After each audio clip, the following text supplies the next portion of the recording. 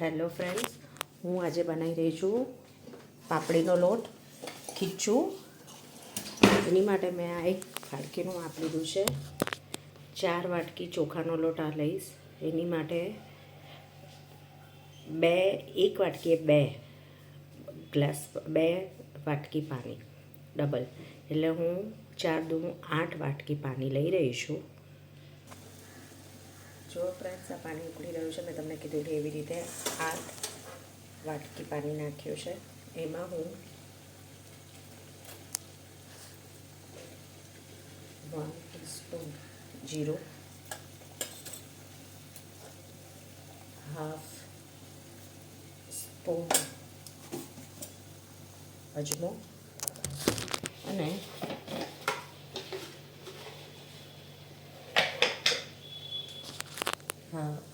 Spoon તલ નાખીશ. હવે એને ઉકળવા દઈશું.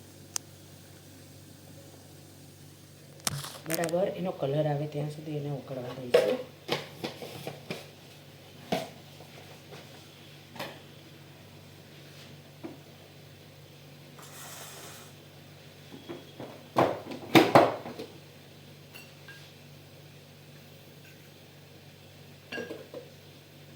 એમાં હું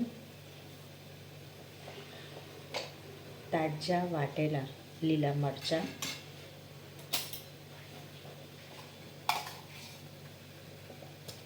વન સ્પૂન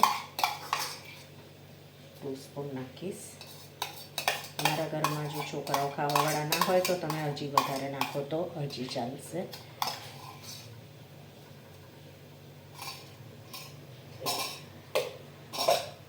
ઉકળે ત્યાં સુધી એને ઉકળવા દઈએ હજી. પછી હું એમાં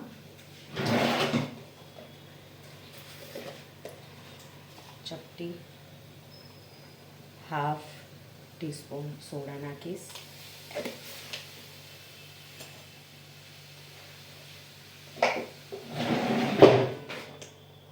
હજી એને ઉકળવા દઈશ. સોડા નાખીને પછી હું એમાં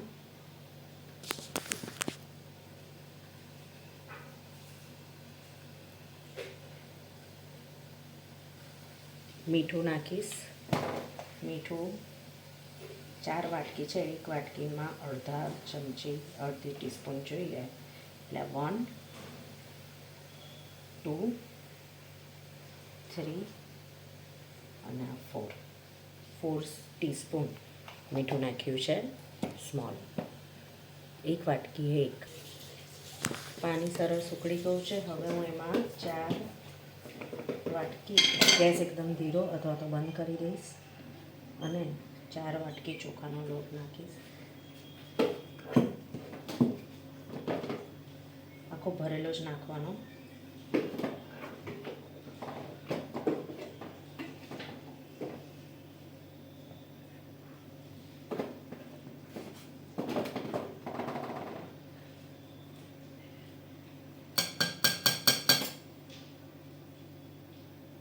હવે એને આપણે હલાવી દઈશું વેલણ વડે.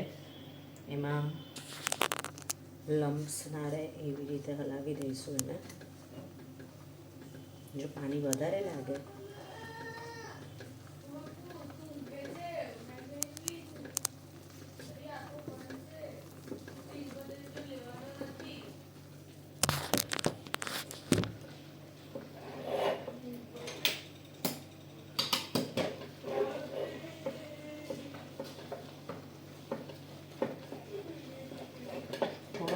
થાય એટલે આપણે હમણાં ચાખી જોઈએ ને, બધી બાજુથી હલી જવો જોઈએ. હલી ગયો છે બધી બાજુથી.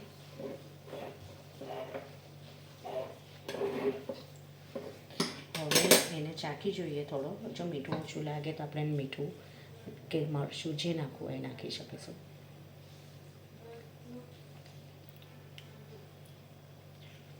એકદમ પરફેક્ટ છે. તીખો પણ થયો છે.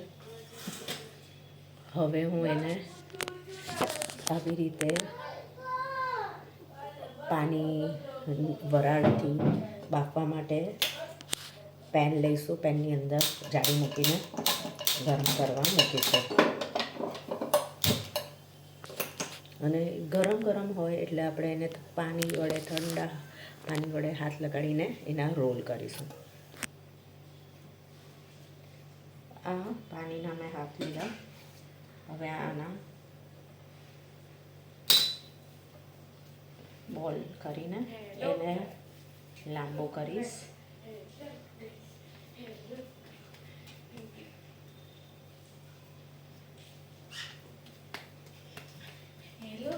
આવી રીતે ફ્રાઈંગ થશે એટલે પછી એને મૂકી દઈશું.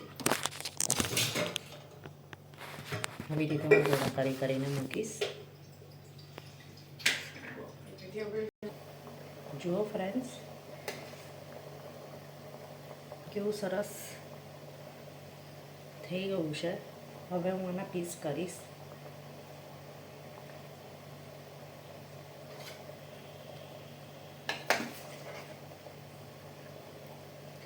ગરમ ગરમ ખાવા માટે ગરમ ગરમમાં જ પીસ કરીશું.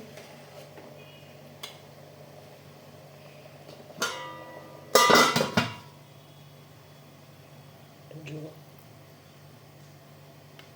સરસ પીસ પડી રહ્યા છે.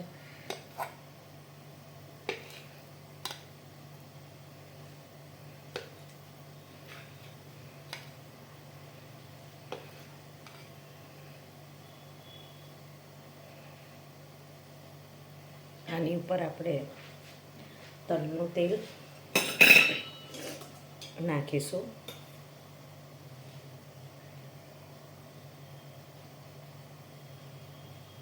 અને મેથીનો મસાલો વપરાવીશું. મેથીનો મસાલો જરૂર પૂરતો, જેટલું તીખું ખાવું હોય એટલું મસાલાવાળું ખવડાવેલું. અને આપણે ખાઈશું. સરસ મજાનો પાપડીનો લોટ 5 મિનિટમાં રેડી થઈ જાય છે. 5 પ્રિપરેશન હોય તો 10 મિનિટ, નહીં તો 20 મિનિટમાં તો બધું જ રેડી થઈ જાય છે. ચલો ગરમ ગરમ ખીચું ખાઈએ.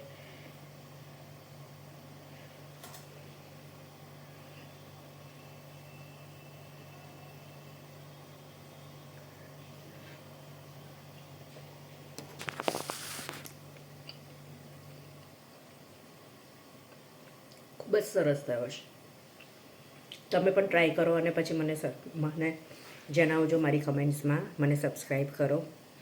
મારી આવી જ રેસીપી જોવા માટે ફરીથી ને ફરીથી આ ચેનલને જોતા રહેજો. લાઈક કરો, સબસ્ક્રાઈબ કરો અને હંમેશા આને ફોલો કરો. Thank you.